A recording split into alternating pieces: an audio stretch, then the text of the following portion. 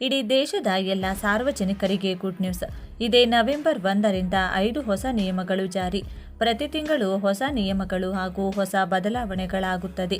ಇದೇ ನವೆಂಬರ್ 1ರಿಂದ ಪ್ರತಿ ತಿಂಗಳಿನಂತೆ ವರ್ಷದ ನವೆಂಬರ್ ಮೊದಲ ದಿನದಿಂದ ಇಡೀ ದೇಶದಾದ್ಯಂತ ಸಾರ್ವಜನಿಕರ ಜೀವನದ ಮೇಲೆ ಅತಿ ದೊಡ್ಡ ಪರಿಣಾಮ ಬೀರುವಂಥ 5 ಹೊಸ ನಿಯಮಗಳು ಜಾರಿಗೆ ಬರುತ್ತಿವೆ. ಕೆಲವು ಬದಲಾವಣೆಗಳಿಂದ ಜನಸಾಮಾನ್ಯರ ಜೀವನವು ಸರಳ ಮತ್ತು ಅನುಕೂಲವಾದರೆ, ಇನ್ನು ಕೆಲವು ನಿಯಮಗಳಿಂದ ಸಾರ್ವಜನಿಕರ ಜೇಬಿನ ಮೇಲೆ ಪರಿಣಾಮ ಬೀರಲಿದೆ. ಪ್ರತಿ ತಿಂಗಳು ಕೂಡ ಸಾಕಷ್ಟು ಬದಲಾವಣೆಗಳನ್ನು ಹೊತ್ತುತ್ತಿರುತ್ತಿರುವ ತಿಂಗಳ ಮೊದಲ ದಿನ ಈ ನವೆಂಬರ್ ಮೊದಲ ದಿನದಿಂದ 5 ಹೊಸ ರೂಲ್ಸ್ ಸಾರ್ವಜನಿಕರಿಗೆ ಭರ್ಜರಿ ಬಂಪರ್ ಗಿಫ್ಟ್ ನೀಡಲಾಗಿದೆ. ಬನ್ನಿ, ಇಷ್ಟಕ್ಕೂ ಯಾವೆಲ್ಲ 5 ಹೊಸ ರೂಲ್ಸ್ಗಳು ಇದೇ ನವೆಂಬರ್ 1ರಿಂದ ಜಾರಿಗೆ ಬರುತ್ತಿವೆ, ಸಾರ್ವಜನಿಕರಿಗೆ ಯಾವೆಲ್ಲ ದೊಡ್ಡ ಗುಡ್ ನ್ಯೂಸ್ಗಳನ್ನು ನೀಡಲಾಗಿದೆ ಎನ್ನುವ ಬಗ್ಗೆ ಕಂಪ್ಲೀಟ್ ಆಗಿ ತಿಳಿದುಕೊಳ್ಳಲು ಈ ವಿಡಿಯೋವನ್ನು ಈಗಲೇ ಲೈಕ್ ಮಾಡಿ ಹಾಗೂ ಕೊನೆವರೆಗೂ ನೋಡಿ. LPG ಸಿಲಿಂಡರ್ಗಳ ಬೆಲೆ ಪ್ರತಿ ತಿಂಗಳಂತೆ ನವೆಂಬರ್ 1ರಂದು LPG, CNG ಮತ್ತು PNG ಬೆಲೆಗಳು ಬದಲಾಗಬಹುದು. ಅದೇ ರೀತಿ CNG ಮತ್ತು PNG ಅನಿಲ ಬೆಲೆಗಳಿಗೂ ಹೊಂದಾಣಿಕೆಗಳನ್ನು ಮಾಡಬಹುದು. ಆಧಾರ್ ಕಾರ್ಡ್ ನವೀಕರಣ ನವೆಂಬರ್ 1ರಿಂದ UIDAI ಆಧಾರ್ ಕಾರ್ಡ್ ನವೀಕರಣ ನಿಯಮಗಳಲ್ಲಿ ಗಮನಾರ್ಹ ಬದಲಾವಣೆಗಳನ್ನು ಮಾಡಿದೆ. ನೀವು ಈಗ ಆಧಾರ್ ಕೇಂದ್ರಕ್ಕೆ ಭೇಟಿ ನೀಡದೆಯೇ ನಿಮ್ಮ ಹೆಸರು, ವಿಳಾಸ, ಜನ್ಮ ದಿನಾಂಕ ಮತ್ತು ಮೊಬೈಲ್ ಸಂಖ್ಯೆಯಂತಹ ಪ್ರಮುಖ ಮಾಹಿತಿಯನ್ನು ಆನ್ಲೈನ್ನಲ್ಲಿ ನವೀಕರಿಸಬಹುದು. ಫಿಂಗರ್ ಪ್ರಿಂಟ್ಗಳು ಅಥವಾ ಐರಿಸ್ ಸ್ಕ್ಯಾನ್ಗಳಂಥ ಬಯೋಮೆಟ್ರಿಕ್ ಮಾಹಿತಿಗಾಗಿ ಮಾತ್ರ ಆಧಾರ್ ಕೇಂದ್ರಕ್ಕೆ ಭೇಟಿ ನೀಡಬೇಕಾಗುತ್ತದೆ.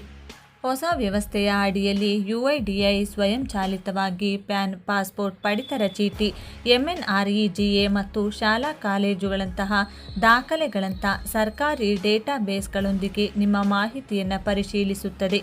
ಇದರರ್ಥ ದಾಖಲೆಗಳನ್ನು ಹಸ್ತಚಾಲಿತವಾಗಿ ಅಪ್ಲೋಡ್ ಮಾಡುವ ತೊಂದರೆ ಇನ್ಮುಂದೆ ಅಗತ್ಯವಿಲ್ಲ. SBI ಕ್ರೆಡಿಟ್ ಕಾರ್ಡ್ ನೀವು SBI ಕ್ರೆಡಿಟ್ ಕಾರ್ಡ್ ಬಳಸಿದರೆ ಈ ಬದಲಾವಣೆಯು ನಿಮ್ಮ ಮೇಲೆ ನೇರವಾಗಿ ಪರಿಣಾಮವನ್ನು ಬೀರುತ್ತದೆ. ಅಸುರಕ್ಷಿತ ಕ್ರೆಡಿಟ್ ಕಾರ್ಡ್ಗಳಿಗೆ ಈಗ 3.75% ಶುಲ್ಕವನ್ನು ವಿಧಿಸಲಾಗಿದೆ.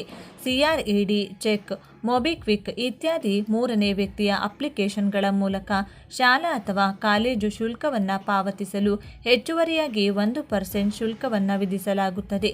ಆದಾಗ್ಯೂ ನೀವು ಶಾಲೆಯ ಅಧಿಕೃತ ವೆಬ್ಸೈಟ್ ಅಥವಾ ಅದರ POS ಯಂತ್ರದ ಮೂಲಕ ಪಾವತಿಸಿದರೆ ಯಾವುದೇ ಶುಲ್ಕವಿರುವುದಿಲ್ಲ. ಹೆಚ್ಚುವರಿಯಾಗಿ 1,000 ರೂಪಾಯಿಗಿಂತ ಹೆಚ್ಚಿನ ವ್ಯಾಲೆಟ್ ಲೋಡ್ಗಳಿಗೆ 1% ಶುಲ್ಕ ಅನ್ವಯಿಸುತ್ತದೆ ಮತ್ತು ನೀವು ಕಾರ್ಡ್ ಬಳಸಿ ಚೆಕ್ ಪಾವತಿ ಮಾಡಿದರೆ 200 ರೂಪಾಯಿ ಶುಲ್ಕ ಅನ್ವಯಿಸುತ್ತದೆ. ಮ್ಯೂಚುವಲ್ ಫಂಡ್ ನವೆಂಬರ್ 1ರಿಂದ ಹೂಡಿಕೆದಾರರಿಗೂ ಹೊಸ ನಿಯಮಗಳು ಅನ್ವಯಿಸುತ್ತವೆ. ಮ್ಯೂಚುವಲ್ ಫಂಡ್ಗಳಲ್ಲಿ ಪಾರದರ್ಶಕತೆಯನ್ನು ಹೆಚ್ಚಿಸಲು ಸೆಬಿ ಕಟ್ಟುನಿಟ್ಟಾದ ಮಾರ್ಗಸೂಚಿಗಳನ್ನು ಹೊರಡಿಸಿದೆ. ಈಗ ಆಸ್ತಿ ನಿರ್ವಹಣಾ ಕಂಪನಿ ಅಧಿಕಾರಿ, ಉದ್ಯೋಗಿ ಅಥವಾ ಅವರ ಸಂಬಂಧಿ 15 ಲಕ್ಷಕ್ಕಿಂತ ಹೆಚ್ಚಿನ ವಹಿವಾಟು ನಡೆಸಿದರೆ ಕಂಪನಿಯು ಈ ಮಾಹಿತಿಯನ್ನು ತನ್ನ ಅನುಸರಣಾ ಅಧಿಕಾರಿಗೆ ವರದಿ ಮಾಡಬೇಕಾಗುತ್ತದೆ. ಬ್ಯಾಂಕಿಂಗ್ ನಿಯಮಗಳು ಈ ಬಾರಿ ಬ್ಯಾಂಕಿಂಗ್ ವ್ಯವಸ್ಥೆಯು ಪ್ರಮುಖ ಬದಲಾವಣೆಗಳಿಗೆ ಒಳಗಾಗುತ್ತಿದೆ. ನವೆಂಬರ್ 1ರಿಂದ ಗ್ರಾಹಕರು ತಮ್ಮ ಬ್ಯಾಂಕ್ ಖಾತೆಗಳು, ಲಾಕರ್ಗಳು ಮತ್ತು ಸುರಕ್ಷಿತ ಕಸ್ಟಡಿಗಾಗಿ 4 ಜನರನ್ನು ನಾಮನಿರ್ದೇಶನ ಮಾಡಲು ಸಾಧ್ಯವಾಗುತ್ತದೆ. ಈ ಬದಲಾವಣೆಯನ್ನು ಬ್ಯಾಂಕಿಂಗ್ ಕಾನೂನು ಕಾಯ್ದೆ 2025ರ ಅಡಿಯಲ್ಲಿ ಜಾರಿಗೆ ತರಲಾಗುವುದು. ಈ ಹಿಂದೆ ಒಬ್ಬ ನಾಮಿನಿಗೆ ಮಾತ್ರ ಅವಕಾಶವಿತ್ತು.